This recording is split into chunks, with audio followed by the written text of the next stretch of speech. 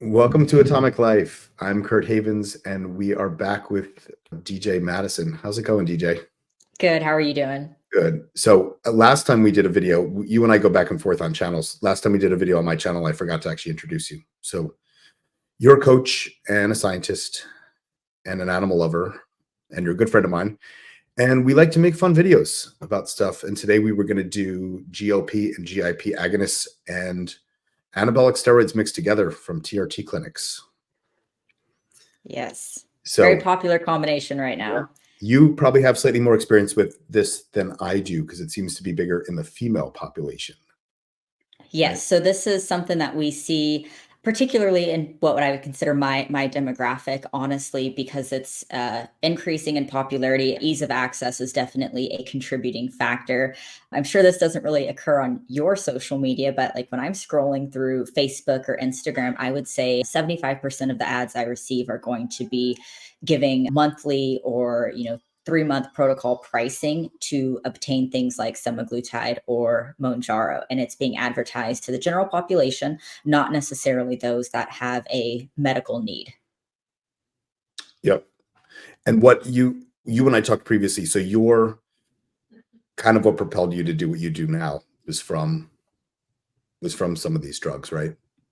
Yes. So I had planned on going back to school. I already had my master's and I had planned on going back to school, but I actually had a degree change and decided to go for pharmacology because of the growing popularity and abuse of semaglutide. That was actually the major factor, if the only factor in that change, because unfortunately, we're not seeing people make lifestyle changes and take control over their diets and dietary adherence. We're seeing them rely on pharmaceutical methods to control body composition and reach target body compositions. Yep. Because of the popularity and rampant abuse, I completely changed my degree program. So crazy.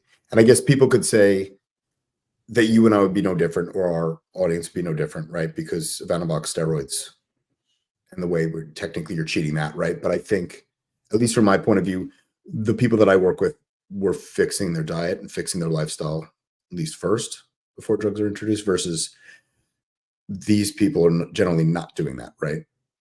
And I think that's a big thing that you and I have spoken about as well, is that realistically, unless we're dealing with like a binge eating disorder or, someone that's diabetic, if we're looking at this outside of a medical necessity, this is a performance enhancing drug. To me, you taking semaglutide without a medical need is no different than a bodybuilder utilizing anabolic steroids. It needs to be treated as a performance enhancing drug, which means very precise dosage protocols and dietary adherence. That's a huge one, especially to prevent catabolism, which I know we'll be exploring the polypharmacy of GLP-1s with anabolic steroids as well. But there's a lot that goes into it because it should be treated as a performance enhancing drug. Yeah, I couldn't agree more. And like you and I have also talked previously about, just when you go to the doctor as well, they're not asking these basic questions about your sleep, your general health, your diet, your exercise, right? They're just very willing to give these drugs to people as basically to make up for lack of self-control. And it's not to say that there isn't a need. I have seen people, and I've worked with people that do have a need for some of these things, right? Where there's actually disordered eating. There's something's wrong, whether it's leptin, something is not working correctly. So this is actually a beneficial drug. Or people that have diabetes. But if you don't have diabetes, the kinetics are very different with these drugs than in a normal person. I think that's a really big issue when they're given to people that are not in need of these things. I think that's where a big factor in the people that are utilizing them and the lack of sustainability, especially when they come off of the compounds, is because they don't really understand what it's doing to their body and why it's effective. They just know that they aren't thinking about food as much and the weight is literally falling off. And of course, they're not analyzing body composition for the most part. They're not utilizing DEXA scans. They're not comparing contrasting body fat versus water versus muscle tissue, but lack of understanding of the compounds that they're taking because it is being handed out pretty haphazardly, in my opinion. There's not a lot of research going behind it by the actual users. And for many physicians, this is something that will make their patient happy and is a good way for them to lose weight, get control over their BMI without having to dive into all of their biofeedback and lifestyle factors and have conversations that could potentially be hours on a frequent basis. Yep. And we don't see a lot of, there are very few studies looking at actual normal people, normal healthy people that are on these drugs. Most of the studies are just with people with diabetes.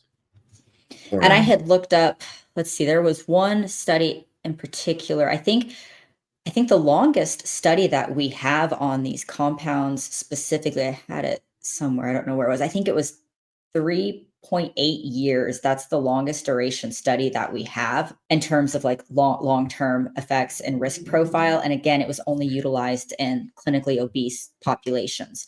So the way that we see it being utilized, which is more commonly like, hey, I got like 10 pounds I want to lose, I'm going on a cruise, or I'm postpartum and I'm really impatient. That's really where we're seeing this being utilized the most right now, to a point where you actually have those with medical conditions that are complaining about accessibility of drugs that they need. So we really don't necessarily have appropriate data for someone that maybe has my body composition that's like, hey, I just want to control my appetite while I'm cutting. Yeah, and what it's going to do to your organs is entirely different. And then as a female, I think some of the other risks that people are not aware of is it causes bone mass loss and it causes muscle loss. And I guess this is then why physicians are then on top of this prescribing anabolic steroids to mix with these things, which seems even crazier to me, rather than addressing. Like I think if a woman has 10 pounds to lose, this is really the road that she's going to go down is oxandrolone and a GLP. Seems really extreme for what the goal is versus someone who's 400 pounds and diabetic. Right? Like, Yeah, like there's you normally, a large percentage of your coaching is female. yeah, I'd say 50%. Okay. And you have a large percentage that are using things like this, or you're not taking clients using this. So I don't work with clients unless there is a medical need or, extenuating circumstances. I don't actually work with clients that are taking GLPs. I work with a lot of clients that I help wean off of them. But outside of a medical need, such as a binge eating disorder, this is not something that I will work with, just because personally as a coach, I feel like it would be a misrepresentation of my services. And we tend to, with these drugs in use without extreme dietary compliance, the results tend to be completely temporary. And it isn't going to showcase any type of knowledge or education that I'm providing my clients. We're looking for long-term sustainability, not reliance on pharmaceuticals. Yeah. And learning proper dietary habits, like how to Yes. eat when you're not being forced to be full. Right. Look, where, the GLP stuff will actually promote fullness artificially, just not And really teach when I teach, trying to teach people. And I think that's a big thing. It goes back to compound understanding. I think a lot of people that are taking this don't even understand how it works or what it's doing to their bodies. They just know that it produces rapid weight loss. They see a scale reduction. So everything else is kind of trivial information when you start seeing that scale go down, and that's the primary goal. And so for a lot of people, honestly, they don't dial in aspects that are going to help them get the most out of the compound and prevent going into a catabolic state. And again, poison's going to be in the dosage a lot when you are analyzing the potential for like the negative gastrointestinal effects that we see with it as well. Yeah. And that's mostly with the GLP stuff, right? So the GLP stuff changes gastric emptying through kind of a complicated process through secretin and then something called the central melanocortin system. But it's basically tricking the brain into not allowing the duodenum to empty. So you're fooling yourself. So it just makes you feel full all the time or nauseous all the time. And I'd like to point out too, that's one of the aspects of this drug that people are reaching out for, is because it does delay gastric emptying. But in our world, in the fitness industry, that's something that we want to avoid. And if you do want to delay gastric emptying, there are actually natural means to do so that you wouldn't necessarily have to implement something like semaglutide to achieve that. And you can even manipulate dietary fats to some degree to have an impact on that process. Yep. Yeah, that's something. So I would typically either use fiber or add some fat back to diet. Like I would typically run people on a lower fat diet, but sometimes I'll add fat back in. I do this with myself as well to modulate blood sugar and fullness, because if you ate nothing but lean protein and carbs, obviously, your blood sugar is going to move and the stomach empties quickly. Do you want to talk about the other thing that you use sometimes to modulate this? Let's hope I'm saying it right. So honestly, because I do have people that are either transitioning off of those GLPs, maybe they have transitioned off already, they gained it all back, or someone that's really interested in it. Maybe they are really struggling with the deficit that's working for their body. We have tools to help mitigate hunger, so we utilize them. So frequently, in place of using something like semaglutide or tirzepatide, I will implement glucomannan, which is a water soluble fiber. And as long as hydration goals are met, that's very, very important that we are including water with this. But you can actually take it and you can time it either pre or post meals, between meals. Take it with like 16 to 32 ounces of water, depending on the person's size and goals. It will help delay gastric emptying. It has prebiotic effects on the gut, and it really helps control hunger. And again, this is without having to need a prescription to a pharmaceutical compound. And in theory, it And should you can get it at Walmart. Yeah, exactly. And it should be side effect free, at least for the most part, right? Nothing is entirely side effect free, but yeah, the risk profile is very, very low as long as you are hydrating adequately. and I'm the same. Going back to what you said before, I do the same. So I don't typically take on clients that are currently using these drugs.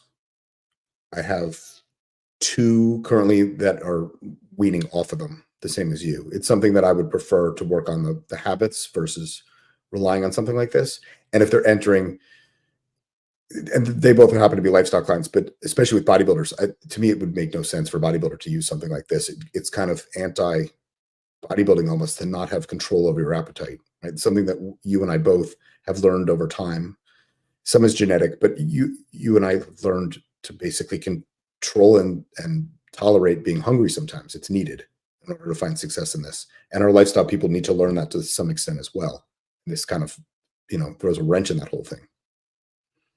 I think that's where dosage really plays a role because we see such a reduction in appetite that it inhibits people from eating either a well-balanced, appropriate diet for general health and wellness, or even in a fitness context, they are unable to hit specific goals and allow appropriate recovery foods from their workouts. And when you really crash your appetite like that and you have a huge reduction in food, yes, you're going to be losing weight, but you will be losing muscle alongside it. So when aesthetics come into play, if you're not just trying to lose overall pounds, maybe for medical reasons or even just joint comfort or something, when aesthetics play a role, losing that lean mass alongside adipose tissue is not going to produce a look that you like. And so many people are unhappy when they reach that desired number on the scale, especially females. They hate how they look because they lost it so rapidly because they were drastically under eating,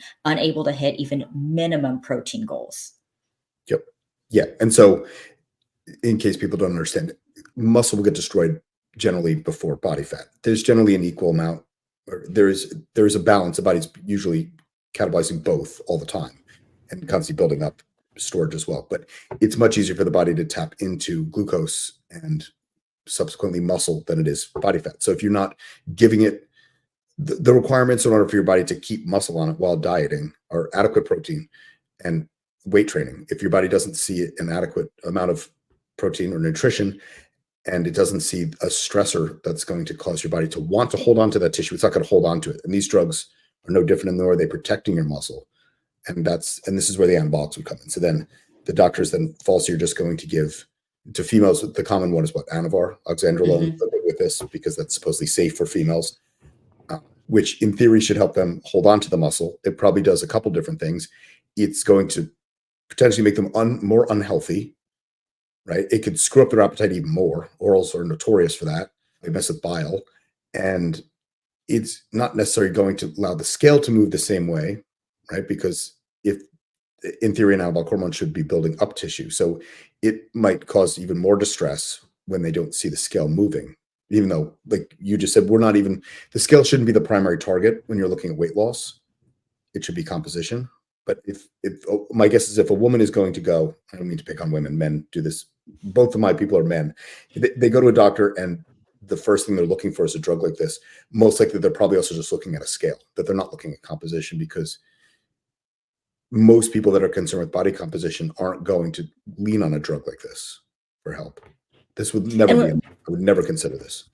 when we look at the polypharmacy, I would say that for females, we tend to see Anavar with semaglutide. That tends to be what we see. In males, it's not just like we're seeing someone that was hypogonadal, they happen to be on TRT and they qualified for this and decided to get a script for it. What I tend to see is men that are on higher levels of testosterone from a wellness clinic with the 200 milligrams a week of DECA, with Anavar, and they're on the GLPs combined. So clearly they are trying to utilize this as a tool to prevent catabolism, or at least that's what I would think the purpose behind it is, rather than just being a candidate for testosterone replacement therapy and happen to be utilizing this to assist in a calorie deficit as well. So I see it in both males and females being pushed. And you would probably know this, so correct me if I'm wrong. When we're looking at like FDA approvals and ratings for weight loss medications, they do not analyze lean mass, correct? They don't use DEXA scans or anything. It's just total weight lost. Yeah, or BMI. Yeah. So these would have a very high rating then when we're not Well, analyzing actual tissues. yeah, well, it's probably done on purpose, right, to aid the pharmaceutical companies inventing these drugs so they can push, look at the weight loss that the patients experience in this trial versus the body composition. They don't care. And again, that's not even their target market. The people that are on this, well, and originally these drugs are for people with diabetes, so that's not even a concern, right? They're just trying to manage the diabetes. But the people that are on this are not concerned necessarily with body composition, and the clinics that are using it, that are misusing it, they're very misguided in what they're doing. And you and I have spoken about it in other videos, but the use of nandrolone for hormone replacement therapy to me is atrocious. I don't know. I don't think nandrolone is an atrocious drug. I just don't think it should ever be prescribed to middle-aged men who aren't weightlifting, or who aren't weightlifting seriously, or competitive bodybuilders, and in these ridiculous doses, right? With the presumption that it's going to save their joints. I think it does have the ability to help joint health, right? It can build collagen, but so can many other steroids. And it modulates aldosterone. So it does cause some sort of lubrication there, but the dose is not an efficient dose. So the technical dose for nandrolone is, for a 200-pound man, is generally 400 milligrams a week. So giving someone 100 milligrams a week in TRT is probably doing nothing advantageous except causing severe shutdown of their HPTA axis and potentially causing progesterone side effects for no reason. And same with, things like, we did that video on Anavar, and that seems even sillier to me because it can cause liver stress. That's why that one study was aborted, because it actually caused severe elevation of all these enzymes in these patients. Yeah, they had to switch compounds 90 days in. Nandrolone, which again, yeah, that'll help your liver, but it doesn't make any sense either. Nandrolone's not necessarily used for weight loss. And that's kind of the weird thing about nandrolone being used too, is it would be, as a coach, if you have a man, you generally wouldn't use nandrolone in women. If you have a client who's prepping for a show, you generally wouldn't use nandrolone there. Right. So and perhaps that's why they use these ridiculously low doses, because they're not looking to put size on these people. But I would find it, based on the people that I interact with, they're probably similar to yours. A lot of them are concerned with their body composition. The ones that come to us, not necessarily the GLP people. Nandrolone wouldn't be my first choice, because it's not necessarily going to improve their body composition in a favorable way unless their goal is to become larger. Right? It doesn't really create it doesn't necessarily create the greatest look that the average person. Not at all. It tends to be quite watery. Now, when we're looking at, obviously, even whether it be off-label use or some that are branded towards or geared towards weight loss, obviously this medication does have medical use. When we see it in those that have good blood glucose ranges, A1C looks good, insulin secretion's normal, we have completely normal function, and it is absolutely being abused as a performance enhancing drug to get ready for, wearing a bikini in summer or whatever the case may be. What type of long-term implications can taking this medication as a healthy person have? No one knows. We don't know. Do you have any theories on what could I know there's been a lot of people discuss potential strain on the pancreas, but then they Pancreas. I said mean, I it's would not guess. super Yeah, I mean, I don't have physiological. any data on that, but I would guess it would cause stress on the pancreas. It probably, I would have to guess it would probably cause stress on the digestive system as well if it's changing the way that that's functioning and now food is sitting static for longer periods of time than it's supposed to. Right? It's supposed to be moving. There's a reason why like things are moved. It's what is it doing to other processes? What is it doing to your hypothalamus? What is it? We don't know. And it wouldn't surprise me if in a few years from now, if there aren't commercials on TV advertising, if you or a loved one was harmed by one of these drugs, if you should I call this fully law. expect it.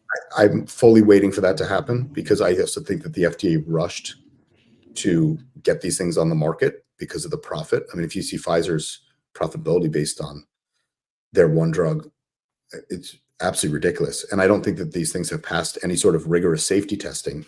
That's unfortunate with the way that a lot of these things go. You know, when I talked about things like Anavar and Nandrolone, the difference is those drugs have actually been around for 70 years and they're still very limited in their FDA approval. And neither of them are technically should be FDA approved for hormone replacement therapy. Nandrolone is supposed to be approved for anemia and chronic kidney failure. But yeah, I don't know. No, I don't think anyone can honestly say what the long-term effects are, but I don't think they'd be good. And it's also not going to teach anyone, you know, if you diet and you lose your lean mass, you're going to balloon back up again. It's just going to be the cyclical thing where you're now stuck using these drugs. And then as a band-aid for the muscle loss, then they prescribe the other drugs. So it's just like, it's just this vicious cycle of prescription drugs over and over again. And then they use other things. So now they put everyone on telmisartan.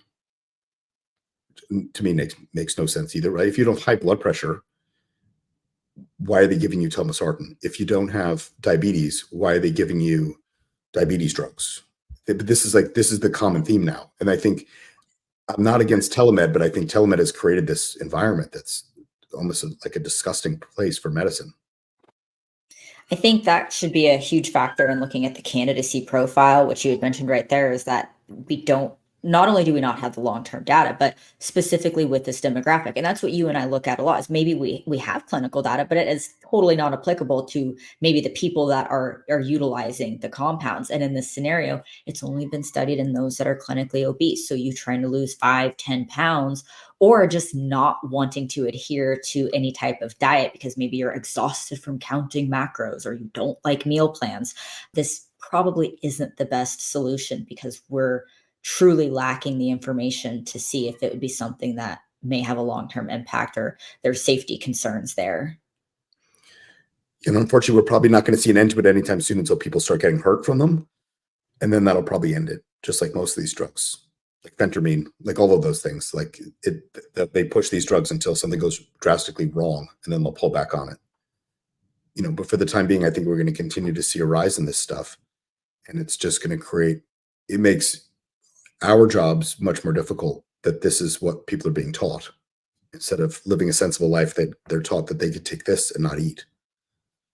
And it can be putting a band-aid on a bullet wound as well. I feel like some of the people that are turning to these compounds have really struggled with fat loss. Maybe they haven't worked with a coach, maybe they haven't done a deep dive into their hormones, they haven't seen a specialist. There can frequently be issues that make the fat loss process very difficult for someone, and I don't want to ignore that possibility at all, but when you prescribe these compounds before maybe checking all of your hormones and thyroid function and really examining lifestyle factors and diet, it is putting a band-aid on a bullet wound, and especially for those that might already be under eating and then they get on these drugs and stay on them because they don't lose any weight on them, but they're also not gaining anything either, and then it becomes like a maintenance issue for them.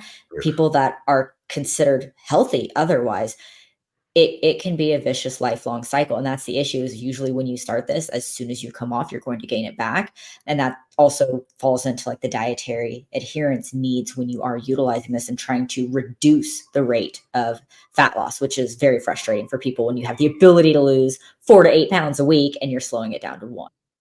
So honestly, I'm not gonna lie, when I was doing the research on this, the whole point was to really advise against taking anabolic steroids in conjunction with GLPs and GIPs. but without any predispositions that might put you at increased risk for certain like organ strain or something like that, realistically, it seems like they do very well together, but that's just horrible that you are completely recreating body composition and controlling your weight solely with the use of drugs rather than lifestyle factors and Yeah, diet mitigation techniques. So, but they seem to actually go hand in hand really well. they do. And that made it it was like when we looked at the testosterone study, we're like, "Man, it works." I know, but it's not teaching what we're trying to teach, right? Because it's a Yeah. short-term solution. I just don't know where we go from here as a society if this is what if this is what the medical community is pushing on people. I think at the end of the day, the main thing that we can express, especially as coaches specifically, like if we look at our actual jobs, like if you're going to be utilizing it, you do probably need to take dosage into consideration and utilize a microdosing technique, not typically what is going to be standard prescribed, and make that to where you can hit minimum caloric intake goals as well as protein goals and implement strength training. Because realistically, it could technically be a tool. Again, unnecessary. It's a performance enhancing drug. That's why it's banned by the WADA. But you could utilize it and potentially be able to retain those results when you return to a true maintenance, but it would still require a lot of dietary adherence while you're utilizing it so you can continue when you end and making sure you're not losing lean mass in the process. Because if you go from eating 700 calories a day, I call it the Red Bull diet, is what people live off of when they're on GLPs. They take a Red Bull a day and they're fine, maybe some nibbles of their kids' Lunchables. Then when they return, they come off of this compound. They're ravenous. They've practiced no self control. They've overdrugged themselves. They're constantly going to the bathroom or vomiting, and then it's a huge surge of calories coming back in, and there's been no control, self control Probably practice. muscle loss too, which is going to slow everything down, right? When you eat, your body it has some sort of metabolic adoption from dieting, so everything just slows down when you don't eat. Um, an And interesting that point. makes diet breaks hard too. Totally, yeah. An I interesting use point. diet breaks all the time. Do you? Okay. Yes, I mean, I and do with they're highly structured. They're very, yes. very structured, but especially if we have someone that, maybe someone that has a large amount of weight to lose before they're at a healthy body composition, we're not gonna keep them in a deficit forever. You're going to have perfectly normal down regulation. So to help with that, I'll do like 10 to 14-day structured diet breaks, still utilizing the same nutrient dense foods, but you can't really do that with these medications. You're not gonna be able to drastically increase your food intake comfortably, which means those down regulations that are occurring from being in a deficit for an extended period of time, you're still going to suffer from that. There's no mitigation tools at that point. No, no. But an interesting thing where the idea behind these drugs makes some sense to me, only because you brought it up before about addressing hormones and all those things. An interesting thing is when they actually looked at a large population study of the difference between naturally lean people and people that struggle with weight. Generally speaking, there was actually nothing physically wrong with a lot of the people. With the majority of people, there was no thyroid dysfunction, there was no hormonal imbalance. What they did find is that basically, whether it was through leptin, ghrelin, one of these mechanisms, or secretin, appetite was different. So whereas you and I have learned or were born with the ability to know when we're full, they found that people who are not naturally lean don't really have that level. They don't know when to stop. And so that's kind of the point of these drugs. The problem is the drug itself doesn't teach them to learn the fullness, right? It's artificially giving them fullness and they come off. Like you had just said, they just continue to go back to where they were, and it's going to be even worse because now they balloon back up. So I think that the initial idea made some sense. I think the psychology of it is off. Just wonder if it should come with some sort of counseling program when you have to use these drugs. Probably cut down on the number of people using it. Oh, for sure. And there's a lot of argument that if this was accompanied with either a dietary protocol supplied where you had to meet those minimum goals, or with some type of treatment program where you're talking to someone, that this could really help kind of retrain poor habits as well. Like I've seen people that have, been very open about their experiences and how it kind of helped change their mindset with food. But of course, they stayed on it they're still on it. I'd be curious to see how that translated if they were able to come off or if they did come off completely. But I have seen some people at least reduce the dosage and stay on it. That's cool. None of my That'd be clients, interesting. but again, I know every woman I know is on this right now. So So interesting. I guess because I'm not generally interacting with female population there. I don't see it as much. Like I said, I only know a couple guys that have used it. But now I'm assuming that the majority of the women I see in the gym probably are. you would be surprised. Even women that with competition backgrounds that really value muscle. I know female coaches that are taking this just because they're busy and it's easier to stay in a deficit that way. Like it's really becoming a popular abused substance. Yeah, I think Oprah just announced today that she's using one of these. But what's funny about that is she just last week or the week before, she just made a comment on how negative these drugs were. But as it turns out, she's actually using one herself. I think it's interesting how bodybuilders have there's a certain stigma that goes with bodybuilding and anabolic steroid use and abuse. But this is such a fun, popular thing, and it's always joked about. I don't know. Have you heard the Monjaro song? No. There's an artist that did a funny song where she names all the different brand names it's being sold after and talks about how she doesn't have an appetite, but she's so skinny and looks pretty and she doesn't care. And that song makes me laugh. But it's like we see anabolics being glorified to some degree on social media channels. We are seeing this being glorified. And it's crazy to me how it's being widely accepted even though it's a PED, but anabolic steroids are still so taboo. And No. now we see them being combined. And I'm like, well, is this going to change the public perspective of anabolics now that you can benefit with polypharmacy? Yeah, I don't know. That's interesting, right? Because I guess if you do look at it as a PED, it is strange because as a whole, right? I mean, remember when the baseball scandal, when all those baseball players lost their Live under a rock? they were No. all fine. They were all fine. Olympic athletes lost. It was a gigantic thing, and then they simultaneously they did a gigantic nationwide drug bust where they arrested all of the steroid manufacturers. It was in Oh, the 90s. So, but yeah, it's just interesting because the perception seems to be different, right? This is like widely accepted, and this is okay to talk about, but yet you wouldn't typically talk about Trembolone at the dinner table. I do. But that's not normal. that's Um, our dinner table, though. but it's interesting. But again, but maybe it will change because if clinics are prescribing the average person nandrolone, Anavar, and these are something that's in regular people's homes now. 10 years ago, this wasn't something they would know what that is. Doctors didn't even know what this stuff was. I've had doctors ask me to explain these things to them or ask me what the proper things to prescribe for certain situations because they're not taught these things. They're unaware. It'd be interesting if it does change the perception on all of these drugs going forward. But I think, I mean, as it stands now, I'm not pro use of these things outside of people that have a disease state that actually need these drugs. The I'm GLP. I'm right there with you. I preach against these all the time, but that's not again, when there's a medical need, if somebody truly meets the candidacy profile, very thankful that we have these Yes. available. But for the most part, they are being abused. And even when they are being abused, they're again, it's just like people that take anabolics, like we had talked about, that aren't necessarily exercising and getting their diet dialed. And like if you're gonna take a PED, you might as well get the most out of it and take it as responsibly as possible. Don't just tank your appetite and live off Red Bulls. Correctly. Yeah. It just I mean, that's the same thing, right? These guys that go to the gym that take tons of steroids. The highest levels of anabolics that I generally see outside of the big pros are generally the guys who don't have their diet straight at all. I see more abuse in steroids amongst casual gym goers who would never compete and nor would you ever know they were on steroids. And they're Mhm. not always young guys. I know guys in their 50s and 60s that are taking gram quantities of things that you would never guess that they're on this, but it's an excuse to not worry about the other aspects of their life, right? So they can drink and smoke and eat all this stuff they want and then just cover it with that. And they also tend to be the same people who would use the GLPs.